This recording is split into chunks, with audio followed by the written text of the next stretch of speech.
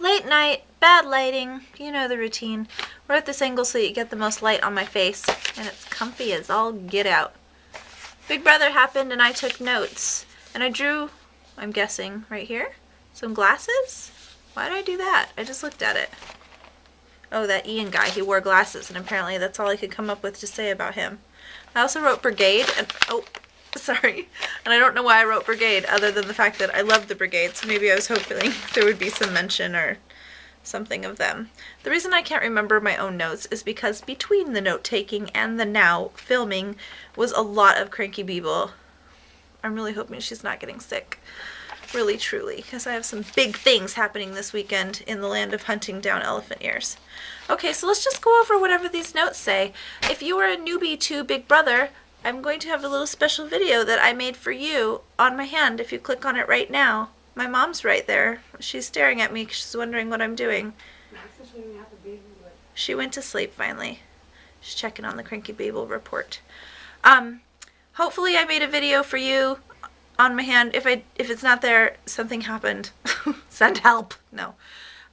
Explaining all the Big Brother terminology, so you don't get lost on what HOH is or why we're all so excited about some of the new, returning coaches and why it's a big deal, and what slop is, what the eviction challenges are, how the different types of games work, and why there's so many stinking Big Brother episodes in a week, and I didn't realize I had to sign up for my entire life watching Big Brother just by watching the show that you told me to watch, Marie. That kind of stuff will be on my hand. If I didn't get it there, then it'll come at some point. I don't want to put it in everybody's subscription feed, so hopefully I can just get it to link here and not have it link all the way through everyone who's not watching Big Brother.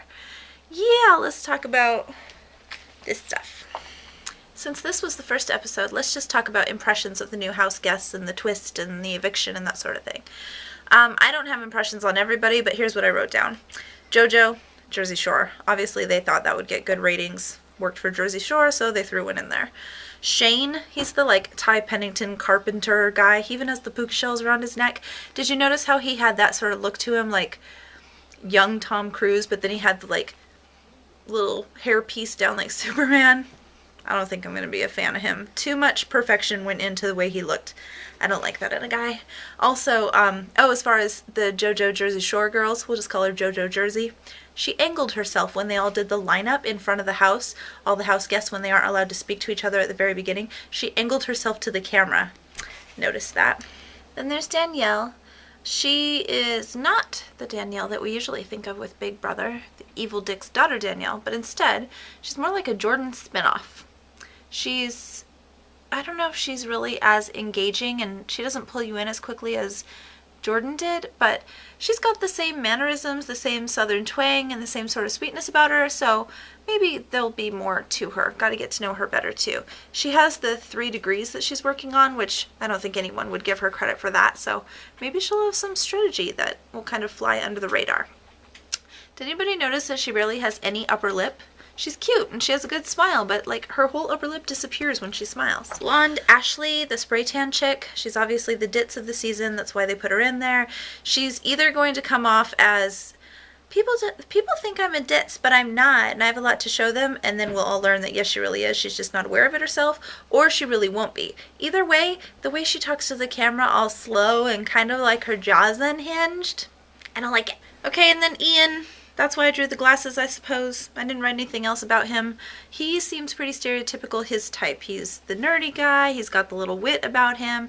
He's on the edge of being hipster, but not because he is overridden by his nerdiness. So he might have some funny one-liners or something. I don't know. We'll have to see more about him too. I already forgot the name of the girl that got voted off. I was kind of interested to see what she could do, since she didn't really look the part of what she said she was in the intro. She doesn't have a perfect body, but she said that she was totally into being fit and that she runs marathons and stuff. So I thought maybe she could look like a floater who really, look like a floater, sting like a bee. But she didn't do that well in the first challenge, so maybe not. Sad thing is, now with her gone, it's an entirely white cast. Not very diverse, Big Brother. I wonder why. Okay, so the coaches. There's Mike Boogie. He was part of Chilltown. If you are a Big Brother fan and you have not seen the seasons that Chilltown was in, with Dr. what's his face? They called him Dr. It's not Dr. Mike. I lost his name. You know who I'm talking about. Good-looking brunette guy who's very full of himself, but can kind of get away with it because everything he said would happen did. Chilltown, they formed together, and not only did they like take Big Brother to the end, but then they formed some business meetings afterwards, and Mike Boogie is like a DJ at a club, or he owns clubs. He owns clubs, that's what it is. And I think they went in together, and I don't know. They're like good business partners who I think met on Big Brother. And so I'm excited to see him because Mike Boogie's like, he's kind of like the sidekick who didn't realize he was a sidekick and thought he was running the show when really he kind of wasn't. That's my impression of him. But he still has good strategy, and he's definitely a good game player, so we'll see what happens. Everybody's a dad or a mom now. Mike Boogie has a son, and Janelle has a daughter. I wonder how they're going to do with being away from their families, being able to see, like, what's going on at home. That'll be interesting. And Janelle is back. I love Janelle. I know that people either love her or hate her, but she makes for good TV.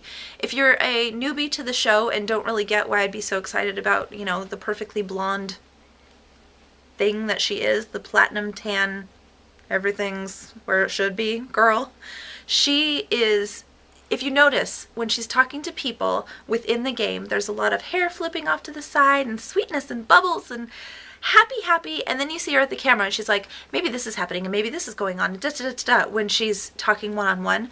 She has a lot more to her than you see, but it's unconventional. It's not like, oh, she's the ditzy girl when she's out in public, but she's really smart and is holding back. She is what you see, but it's hard to get a read and put her in a box. You can't put Janelle in a box, and I love that. So I really like her. She also wins everything she touches. Not only did she have amazing, you know, gameplay as far as being able to do all the athletic competitive games that they did, but if they did strategy games where you had to know things about the other players, she did really well with those too. She did float by with a couple, have a little bit of luck, but she's amazing. So now everybody knows that Janelle is a force to be reckoned with. She has gone through 2 seasons and I think 3 total appearances in different seasons of Big Brother, and she just blows everybody away and wins like crazy every time. She also has a good heart. She trusts people a lot when she shouldn't, and that's just dumb to do in the Big Brother household.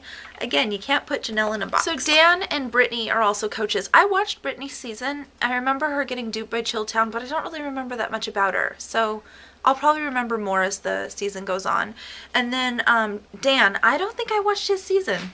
Everybody seems to love him. In the Facebook group, y'all were hyping up about that. So I don't know. I'll get to know him this time. If you are a newbie and want to go back and watch any other seasons, please, or if you want to read like the notes of what happened, that would be boring because there is a lot that happens.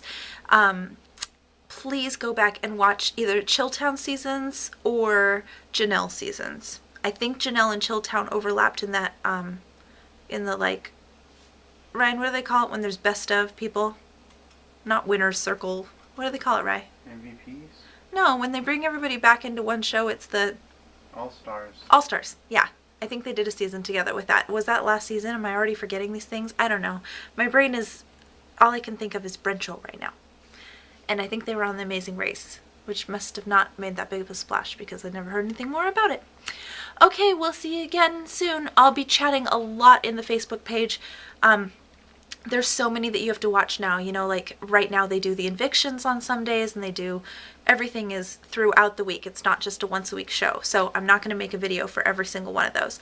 I will make a video if there's something like blah that I have to get out of my face. That is all. I will make a video for the newbie people who are trying to understand why we're all so excited about things, okay? Bye.